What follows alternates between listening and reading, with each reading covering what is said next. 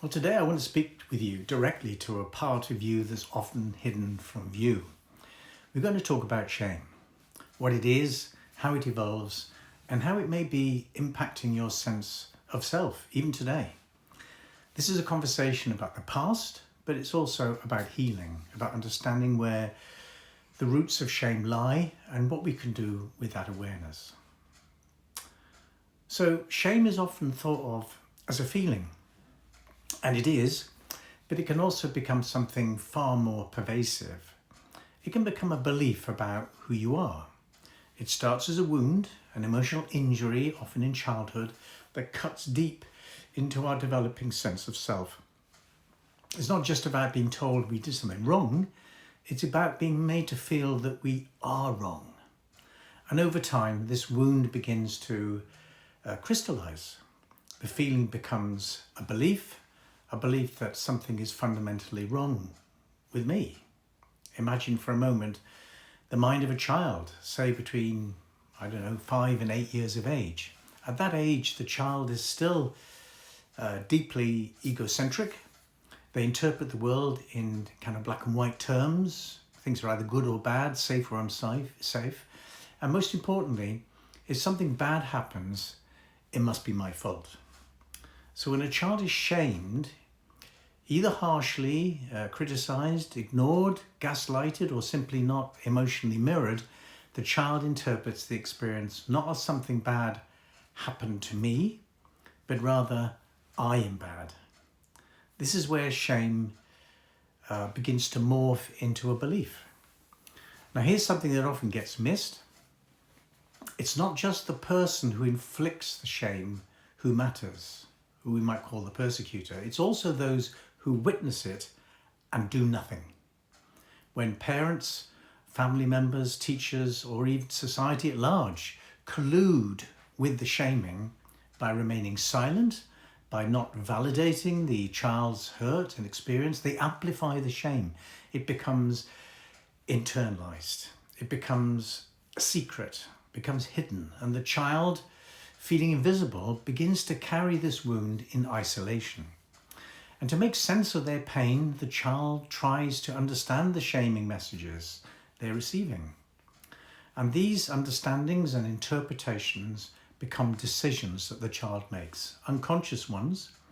And those decisions settle into the psyche in the form of what we call introjects, internalized parental or societal voices that echo long after the original shame occurred.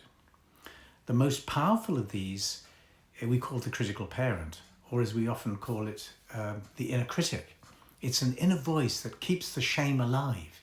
It repeats the message, there's something wrong with you, even when the actual parent is no longer present, or even long after they've passed away. But who is on the receiving end of this inner critic? Well, on the receiving end is your inner child. The other part of this particular part of your psyche that was hurt in the first place. And here's the difficult reality. These two internal parts, the critical parent and the inner child, often form a kind of unconscious but co-dependent relationship. The critic attacks, the child absorbs, the cycle continues. And over time, that cycle becomes the background noise of your life. Beliefs like, I'm not good enough, I'm unlovable, I don't matter. These aren't just passing thoughts. These are, resulting from shame, deeply embedded shame beliefs, reinforced by old neural pathways, and they shape how we see ourselves and how we live our lives. You might ask, well, why do these beliefs kind of stick so strongly? Well, one reason is that the unconscious mind is incredibly powerful, more powerful than the conscious mind, and it does not like change. It clings to what it knows, even if what it knows is painful. It also doesn't operate in time. To the unconscious mind, a belief formed at age 6 still feels true at age 60.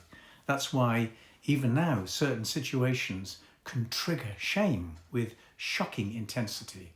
It's as if the past is still happening right now. Groundhog Day. Shame also exists on a societal level. Think of issues like childhood sexual abuse, horrific experiences that should be met with fierce empathy and support. But too often they're met with silence, secrecy, taboo. This is the collective collusion I was referring to as society's way of looking away. And when society looks away, the shame goes underground, unspoken, unprocessed, still deeply alive in the person or group of people who experienced it. So how do we begin to heal from shame? The work of therapy is to interrupt the cycle, to bring these unconscious shame-based beliefs into awareness, because you can't change what you can't see or what you don't understand. In therapy, we start to challenge the inner critic and help you push back on those old voices. At the same time, we care for your inner child, gently, compassionately, helping them to feel seen and heard, perhaps for the first time. This is how we begin to grow a nurturing parent inside us, a part of you, a new part of you that can protect your inner child from further harm, that can set boundaries with the inner critic, that can hold both truth and tenderness. So if shame has shaped your inner world, know this: it can be healed. It takes time, it takes compassion, it takes courage to look inward, but it's possible. And perhaps more than anything, it's deserved. Now, if this resonated with you, feel free to share, reflect, or simply take a deep breath and let this settle, because you're not alone. And if you would like help with feelings of shame or your beliefs around shame, visit my website and book a free discovery call, and let's see what's possible.